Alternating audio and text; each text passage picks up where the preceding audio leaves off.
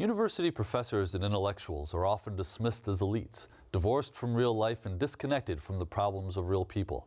Today's guest sees their role differently and argues, in fact, that intellectuals and universities are agents of global change. He's Michael Kennedy, this week on Story in the Public Square.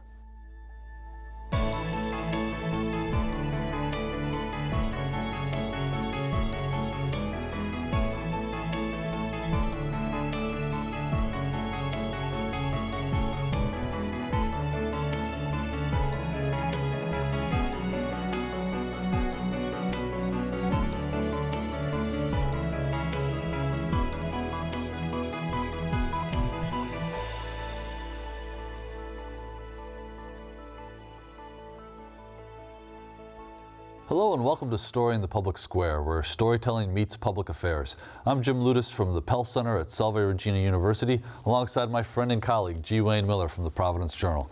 Each week, we talk to storytellers and scholars about the impact of narrative on American public life.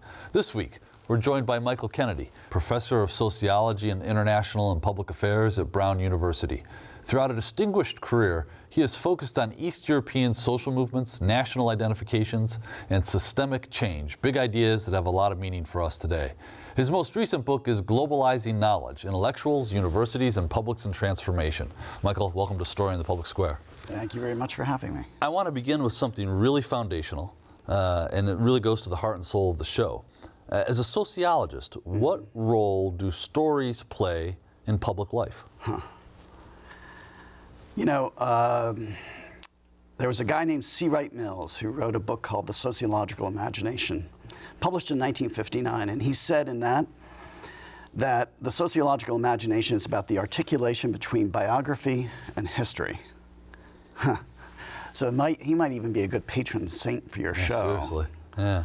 But for sociologists, the stories we tell about ourselves to one another become the foundation for the ways in which we connect with one another, the ties that make us one or divided. But those stories are also ways to divide us and cause conflict. So story, narrative, is critical to the culture that enables us to connect or enables us to conflict. Well, and so then I think that leads right into what are the major narratives, the major stories that are shaping public life in the United States in 2017? So I think one of the reasons I've actually started teaching introductory sociology again for the first time in 20 years. And I do that in part because I feel like we need the sociological imagination today more than ever. And that's in part because the stories that we used to tell about ourselves and about one another are changing in a pretty dramatic way. They're changing above all because of the ways in which the consensus that once defined, one might say, a democratic modernity, that somehow we're all about liberty, equality, and fraternity, or I would rather say freedom, justice, and solidarity.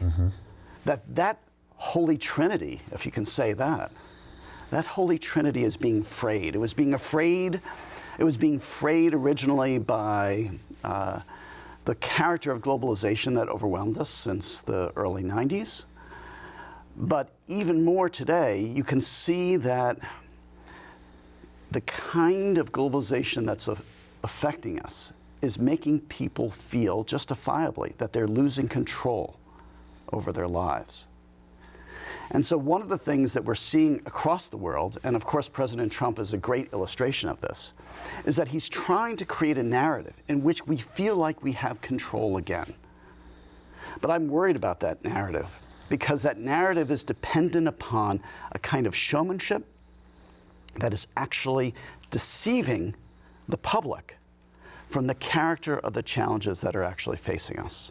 We can't, in the words of a fellow at Oxford named Ian Golden, he said, there's no way that we could ever build a wall high enough to keep out the risks that endanger us.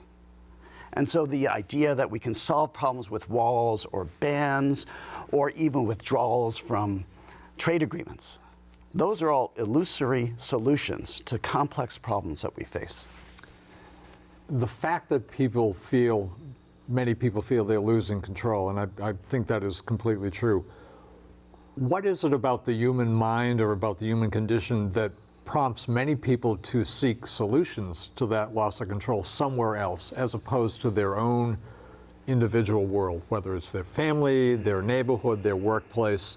Why do they look to, in the case of the election of Donald Trump, a leader? What do they see there? What about the human story causes people to look at the bigger picture as opposed to what people who practice Zen, for example, would say is look inwardly first for control? I wish I'd asked that question. That's a good one. Thank you. Right. Well, I actually, for a lot of the students with whom I work, they come in frequently with some anxiety about the world they're facing. And my first piece of advice is not to read sociology, but to read Thich Nhat Hanh and Making True Peace, because true peace begins within. Wow, that's a great assignment. However, one of the things that I'm also cautious about is to say that there's something about the human condition that leads us to find things without. Because I think there's something about the character of our times that make us seek this kind of solution. But I shouldn't say us. Make some people seek this solution. Right. Because I would describe myself as a comparative and historical sociologist. I worked on Eastern Europe, as Jim mentioned originally. And so in that circumstance, for instance, my first book was on the Solidarity movement of 1980-81 in Poland. That movement was not about seeking solutions in others. That movement was seeking solutions in community writ large. And so I think the character of America today is about two radically different visions of how to find solutions to the loss of control. On the one hand, there is this faith in what I've called in other publications Übermensch escapism, faith in the strong leader who will save us. And this I find frankly dangerous, because that strong leader is inevitably going to disappoint us. But we can also find faith and hope in the communities and the ties that bind us. How is it, frankly, that we can find solidarity with one another? How is it, frankly, that we can invest in one another to address the problems that confront all of us? This is the contrast between our two last presidents, right? Barack Obama, a community organizer, and Donald Trump, who is positioning himself as sort of the former of your dichotomy there. But you mentioned in one of your first answers the narrative in which we feel like we have control again. But the stories that I hear coming out of this administration are not about that we're in control, it's that we're out of control. And there's sort of a dystopian description of American carnage in the inaugural address. A sort of a vision of what America is today that is not the America I know. And so I guess the question I'm wondering is, what role is there for objective reporting in the sort of these stories, or truthfulness in the stories that are being woven? So I think the first thing that's really important to put on the table is this point about truthfulness, because there are many different kinds of truthfulness. There's the kind of truthfulness that comes with objective data, that comes with the idea that we are using our reasoning. We are trying to be coherent and consistent. And all of these things Trump is not. But Trump is truthful to many people. Why? Because he speaks with a voice of authenticity that mirrors their own.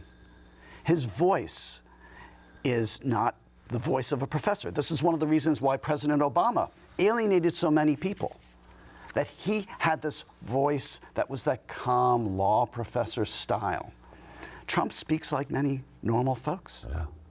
And so he evokes a kind of truthfulness that speaks to their own experience. We're a nation of 235 million people, give or take a few. 310 million, yeah. I'm sorry, 310 million, give or take a few. Is there one story that could possibly ever be embraced by all of these people, all of us?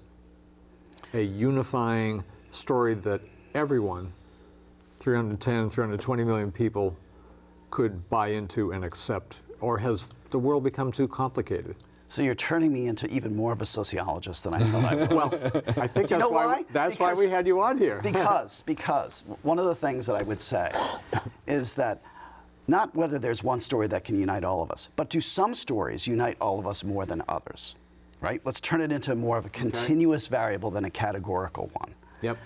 And so when we say, make America great again, this is clearly not including all of America, because the times that are being evoked are the times of real racist exclusion.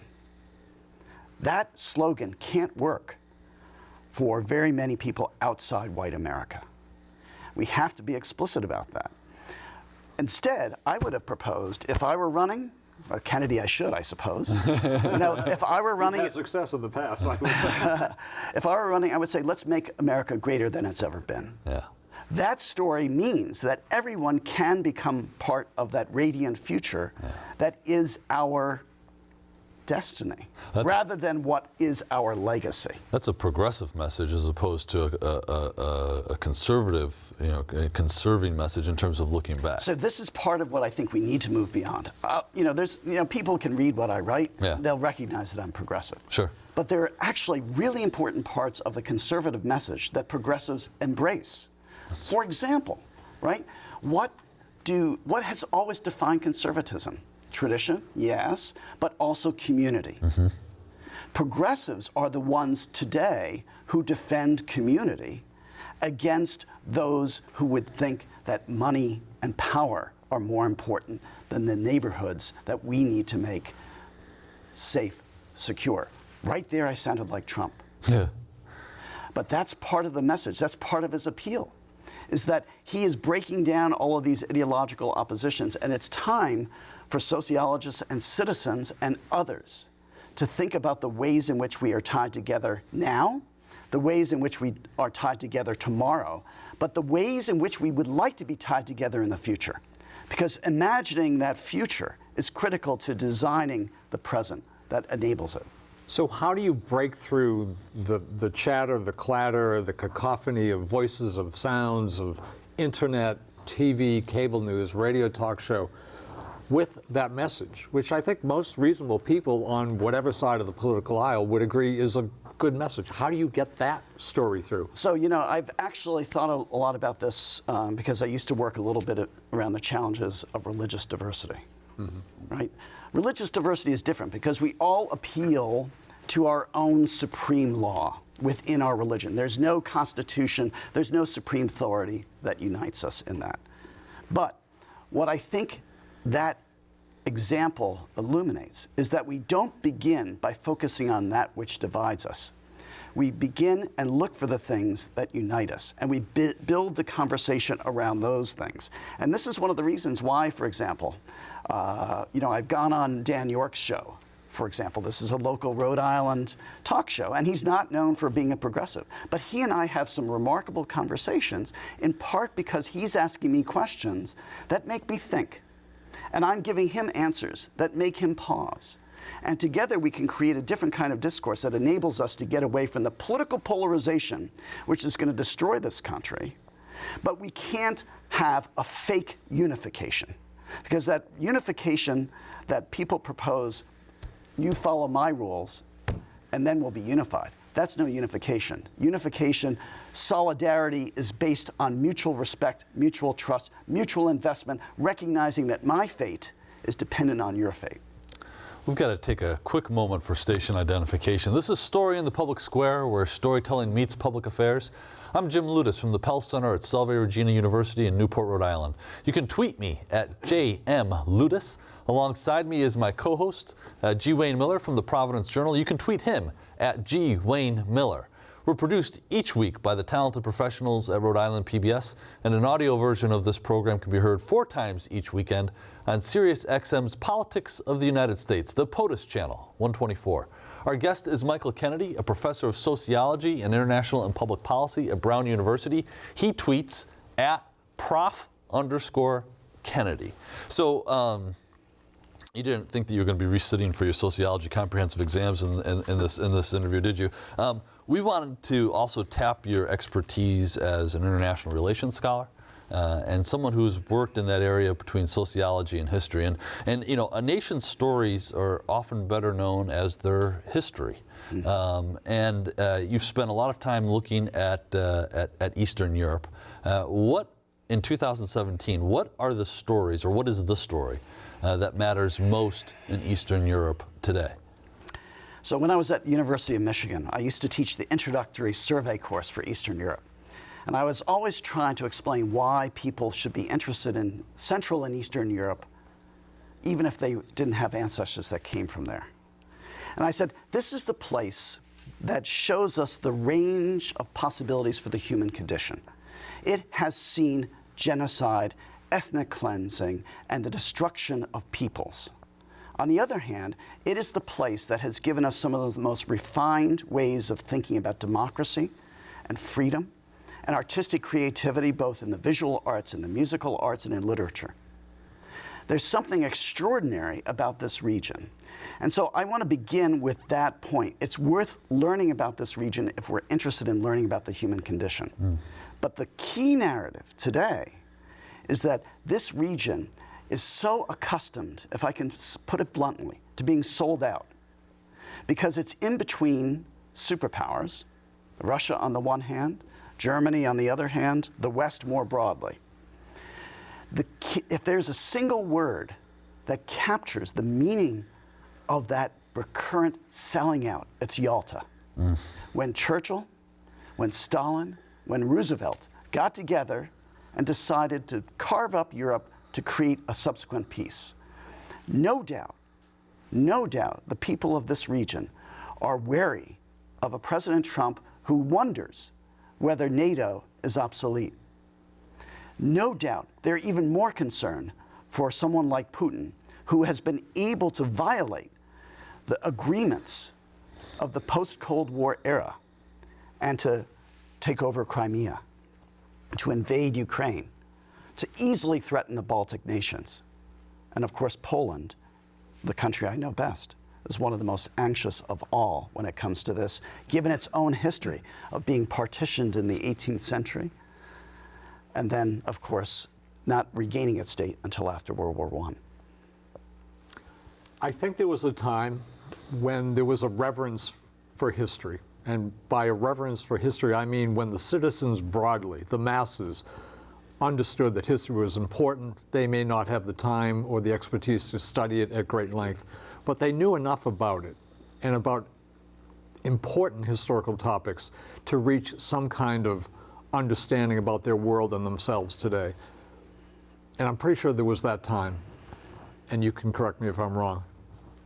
That seems to have changed. There seem to be more people today that do not have a reverence for history, and beyond that, don't have an interest in even learning. Dismiss it as eggheads preaching to them, I don't want to know that, I don't want to go there. What's happened? So several things are happening in this, and frankly, I have to say, there is reason for spending less time on history, I'm sorry, than on understanding the complexity of the world today. Because the world is moving so quickly. There are so many kinds of challenges that are historically unprecedented. The ways in which social media work, you can find analogs in history, but it's nothing like that. So my question, and this is the kind of thing I teach about and work on, is how does a historical awareness shape the ways in which we're dealing with this incredibly rapid, incredibly uncertain, incredibly insecure world in which we live? Clearly, we can't extrapolate from the past into the future, but we can imagine that people have certain cultural schema, that people have certain narratives, stories built into their childhood, built into their public culture, that enable them to look at the same thing and come to very different conclusions.